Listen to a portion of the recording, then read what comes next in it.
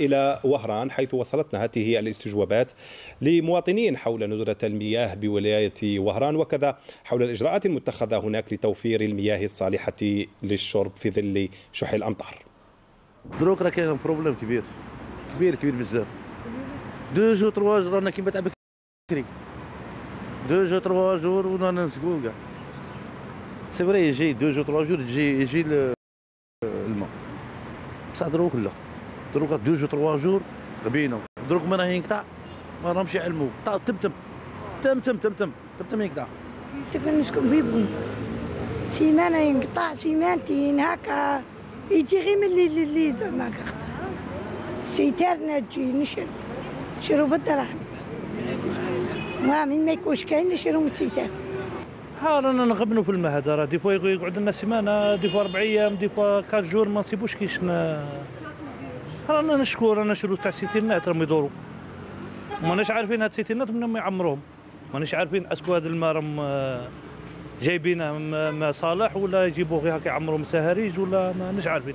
ينقطع علينا بزاف شاك فوا وديجا دروك هاد الايامات راهم دايرينه تولي 2 جور ويحلوه نهار وديجا راه يجي كاع فيه مخلوط ومساخ واه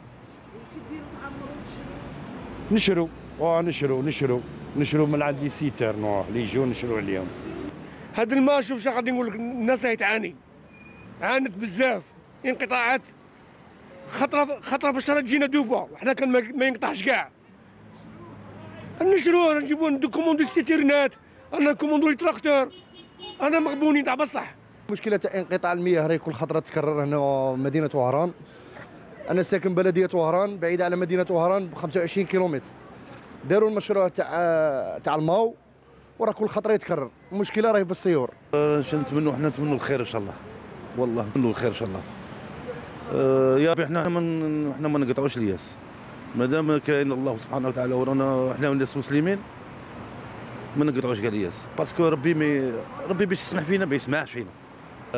انه صوالح الله تعالى هذو ما امر ربي سبحانه نشكر الله تعالى نطلبوا من ربي سبحانه دعوات باش يسقينا من عند الله تعالى الماء صوالح ربي سبحانه. هذا امر تاع ربي هذا امر ربي نطلبوا ان شاء الله ربي غيتنا ان شاء الله غيت نافع ان شاء الله. لا بأس أيضا أن نستمع إلى السيد حليلي أسامة المدير العام لمؤسسة سينور للمياه بولاية وهران. السلام الله عليكم زملائنا، مساء الخير مشاهدي الكرام. معنا اليوم السيد حليلي أسامة المدير العام للسيور ونتكلم عن أزمة الماء في ظل شح الأمطار ونقص المصادر. أهلا بك سيد أسامة، ماذا تقول لنا عن هذه الأزمة؟ أهلا وسهلا سيدة، بسم الله الرحمن الرحيم. مشاهدينا الكرام أسعد الله صباحكم. إذن فعلا شهدت وهران مؤخرا أزمة مياه وذلك راجع لعدة عوامل أبرزها نقص الموارد على مستوى المياه السطحية يعني السدود سواء من الناحية الشرقية أو الناحية الغربية.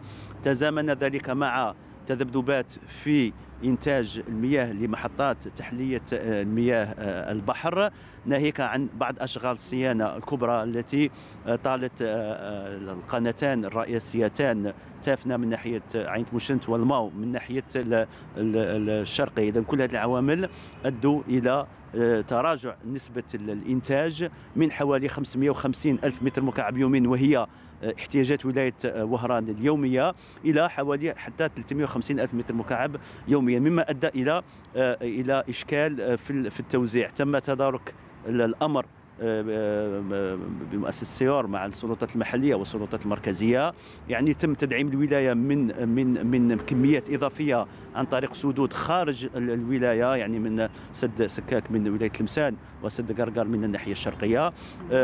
ضف إلى ذلك تم تسطير برنامج توزيع عادل ومتكافئ لكي يتسنى لنا الخروج من الأزمة تدريجيا، وهو ما قمنا به خلال شهر أكتوبر.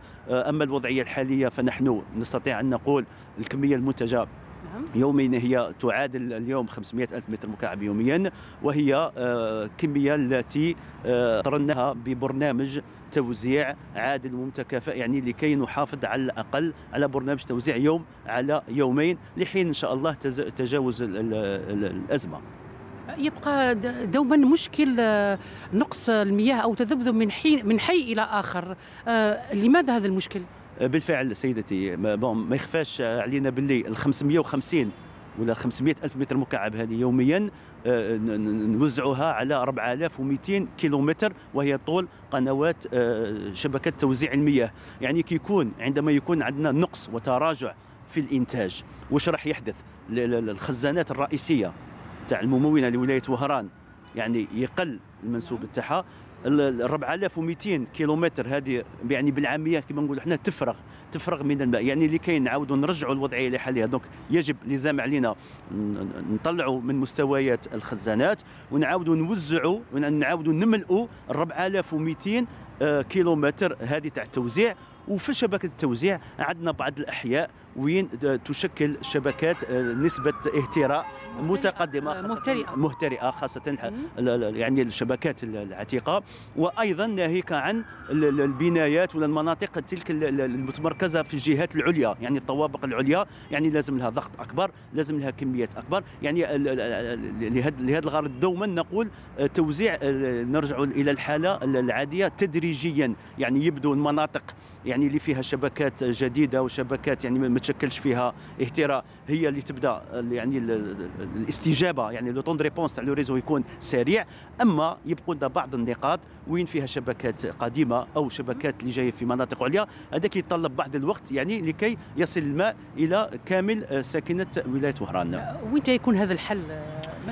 متى سيكون هذا الحل؟ الحل احنا عندنا سطرنا برنامج عمليات، يعني درنا دراسه للقضاء على النقاط السوداء، يعني كنا حصيناها مع بالتعاون مع مديريه الموارد المائيه لولايه وهران. الملف راه جاهز، يعني رانا ندرسوه على المستوى المحلي لكي يعني يبعثوه للمستوى المركزي ويعطونا موافقه. نبدو بالاولويات يعني لنعالجوا هذه النقاط السوداء، باش من هنا فصاعدا ان شاء الله كي يكونوا عمليات تاع انقطاعات يعني الاستجابه تكون اسرع من ما هو يحدث الان. يبقى الاعطاب، مشكل الاعطاب، هل في تدخل سريع في التقنيين فيها؟ الاعطاب سيدتي احنا عندنا برنامج صيانه مبرمج وهو متحكم فيه، ولكن عندنا الاعطاب المفاجئه هي اللي تخلق لنا نوع من يعني انفجار قناه ولا تصدع قناه.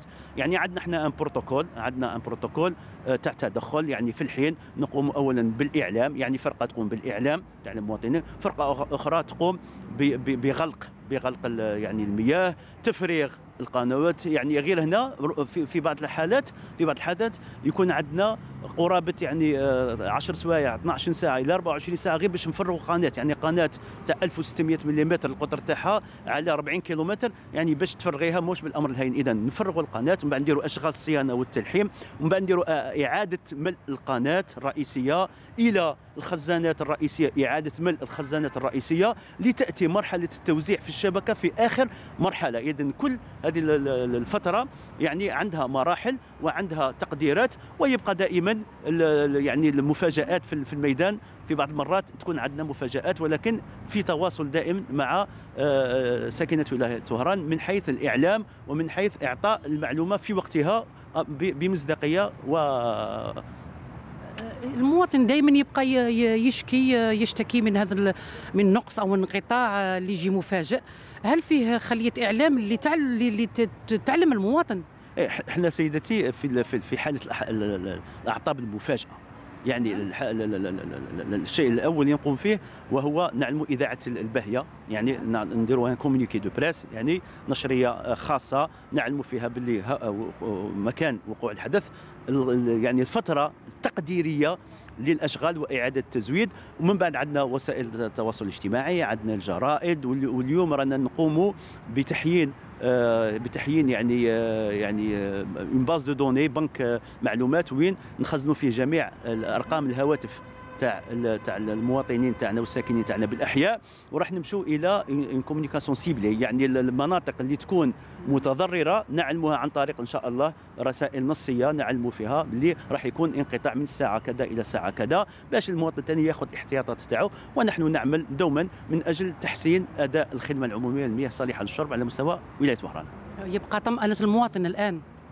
دائما نحن نبعث الى اطمئنان، نسال الله غيثا نافعا، يعني خاصه مع شح الامطار وتراجع يعني المغياثيه، نسال الله ان شاء الله غيثا نافعا ان شاء الله باش يكون عندنا تنوع في المصادر. يعني ما دام يكون عندنا تنوع في المصادر، يعني المياه السطحيه يعني اللي تاتي سدود يعني الامطار، المياه المحلات، المياه الجوفيه، يعني ما دام يكون عندنا مصادر تنوع في المصادر، ما دام نكونوا في اريحيه ان شاء الله. كي يكونوا عندنا هذو 3 مصادر نكونوا في اريحيه. اليوم ان شاء الله اليوم رانا نشهد نقص في الامطار، نسال الله غيثا نافعا ان شاء الله. ودائما نحن نبعث بالاطمئنان، وجعلنا من الماء كل شيء حي ان شاء الله. يعني الماء هو عنصر ضروري، عنصر هام، ويجب علينا كلنا ايضا ترشيد الاستهلاك. يعني ترشيد الاستهلاك ايضا يدخل في ضمن استراتيجيه القطاع للمحافظه على هذا المورد النادر ان شاء الله. ونحن دائما نبعث بالاطمئنان ان شاء الله، وفي انتظار ايام ان شاء الله احسن ان شاء الله. شكرا سيد اسامه، شكرا على الحضور. نسال الله غيثا نافعا. نلقاكم بخير الى زملائنا الخط ان شاء الله. الزميله عمريه نهاري، نسال الله غيثا نافعا باذن الله. شكرا لك ولضيفك الكريم السيد اسامه هليلي المدير العام لشركه سيور للمياه بوهران. نواصل حديثنا مع السيد بالعيد محمد مختار.